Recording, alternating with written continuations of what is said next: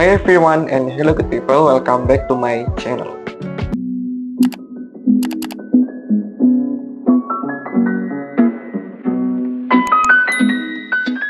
Again, aku gak henti-hentinya untuk mengucapkan selamat pada kalian semua yang sudah dinyatakan lulus CPNS Kejaksaan tahun 2024. Di konten kali ini aku bakalan sharing mengenai berkas apa saja yang dibawa untuk melapor ke satuan kerja. Karena kan sebelumnya aku sudah pernah nih membuat video tentang berkas apa yang perlu disiapkan dan perlu diupload pada saat pengisian di RH. Nah sekarang aku mau menjelaskan terkait berkas administrasi apa saja yang harus kita bawa pada saat kita mau berangkat ke satuan kerja kita setelah adanya SK penempatan. Karena sebenarnya banyak banget yang penasaran, apa sih sebenarnya yang perlu dibawa gitu, berkas apa yang perlu dibawa saat kita berangkat ke satuan kerja pertama kita. Oke, sebelum memulai videonya, mari kita sama-sama untuk subscribe channel ini, like, dan juga share ke teman-teman maupun keluarga kalian jika ini bermanfaat buat kalian. Oke, tanpa perlu lama-lama lagi, mari kita mulai pembahasannya. First of all, buat teman-teman yang sudah mendapatkan SK penempatan, penting banget dan wajib banget untuk kalian semua melapor pada satuan kerja kalian dan juga pada kejaksaan tinggi di mana satuan kerja kalian berada. Jadi misalkan nih aku mendapatkan penempatan, SK penempatan di Kabupaten Halmahera Utara. Jadi aku harus melapor ke Kejaksaan Tinggi Maluku Utara, tepatnya di Ternate, sebelum aku melapor ke satuan kerja aku di Kabupaten Halmahera Utara. Jadi ada 2 kali melapor, pertama ke Kejati, terus yang kedua ke Kejari tempat kita. Tapi kalau misalkan kita penempatannya di Kejagung, ya kita cuma perlu lapor ke Kejagung itu aja. Begitu juga kalau misalkan kita dapat penempatan di Kejati, ya kita hanya perlu 1 kali lapor, yaitu di Kejati tersebut. Terus juga banyak yang tanya, sebenarnya kalau kita udah dinyatakan lulus dan kita sudah dapat SK penempatan itu selanjutnya kayak gimana sih stepnya gitu, apa kita langsung berangkat ke sana langsung ke satker kita atau bagaimana, atau harus menunggu teman yang lain atau bagaimana gitu. Jadi untuk hal ini kalian disarankan dan sangat-sangat dianjurkan untuk bisa menghubungi kontak ataupun menghubungi langsung berkaitan dengan satuan kerja kalian. Jadi semisal kalian memperoleh penempatan di Kejaksaan Negeri Halmahera Utara kayak aku gini, kalian harus langsung mencari Instagram dari Kejari itu, terus kalian DM aja, nggak apa-apa, langsung menghubungi dan memperkenalkan diri bahwa kalian itu diterima di CPNS Kejaksaan dan memperoleh penempatan di Kejari tersebut, dan kalian jelaskan aja tuh berikutnya apa yang harus kita lakukan, ditanyakan aja kepada admin dari Instagram Kejaksaan tersebut. Kenapa? Karena ya tidak menutup kemungkinan antara satu satuan kerja dan satu satuan kerja yang lain itu memiliki sedikit perbedaan gitu. Akan tetapi pada umumnya itu semuanya sama gitu. Nah ini yang akan aku jelaskan di video ini. Tapi selebihnya kalau ada perbedaan ya kalian tinggal menyesuaikan aja dengan satker kalian.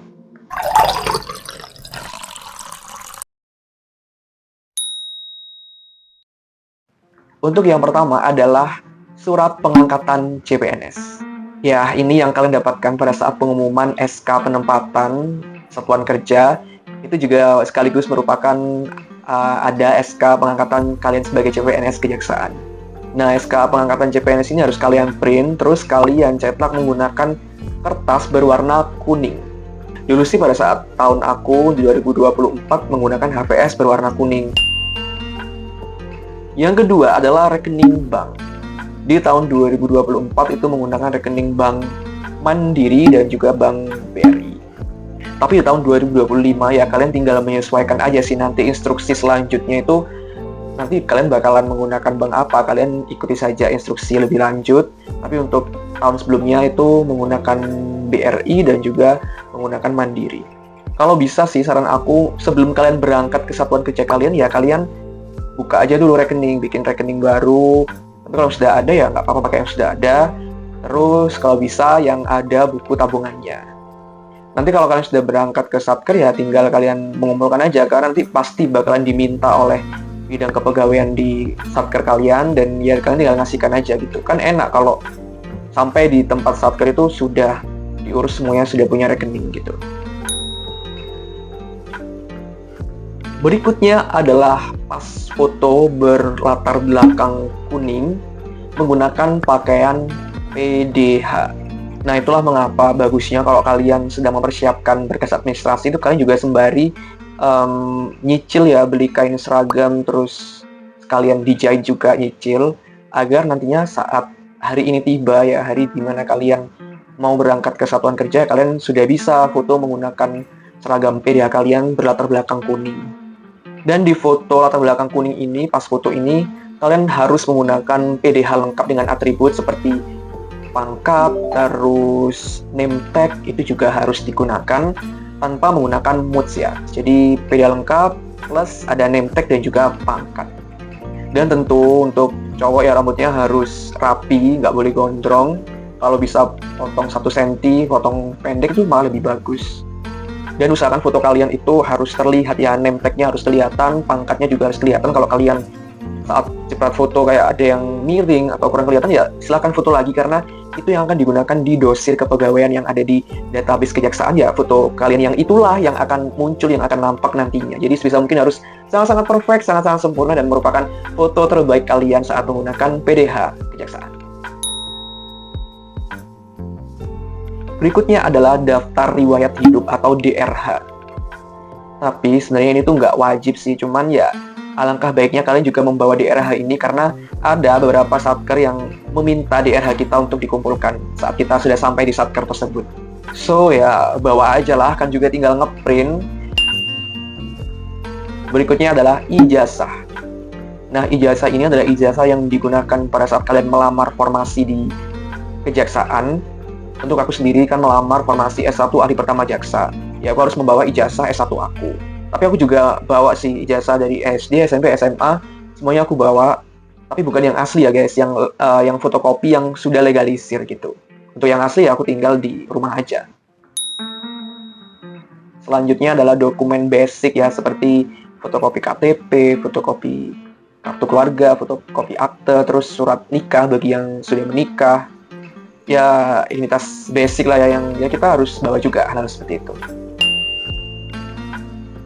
Next, yang terakhir adalah dokumen saat pengisian DRH.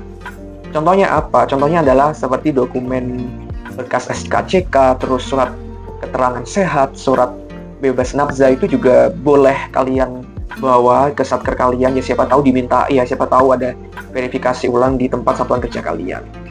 Ya bawa aja sih untuk berjaga-jaga juga kan hal itu. Gimana teman-teman, setelah penjelasan aku mengenai berkas apa saja yang perlu dibawa ke penempatan atau satker, ada yang bingung nggak? Atau ada yang mau ditanyakan? Boleh banget kalian tulis di kolom komentar, biar nanti aku akan menjawab ya selagi aku bisa dan selagi aku sempat menjawab, karena kadang banyak banget komentar yang masuk, jadi takut ada yang keselip gak aku balas gitu sih.